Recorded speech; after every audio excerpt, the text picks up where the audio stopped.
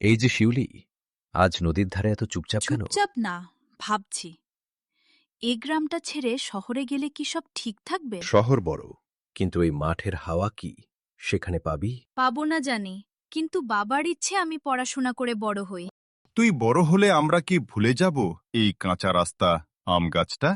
ভুলবো কেন? এগুলোই তো আমাকে শক্ত করেছে। আমি এখানেই থাকব, চাষ করব, নদীতে জাল ফেলব। আর আমি পড়াশোনা শেষ করে ফিরব, গ্রামের স্কুলে পড়াবো। সত্যি?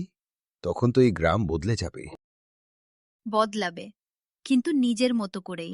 তাহলে কথা দিলি ফিরে আসবি?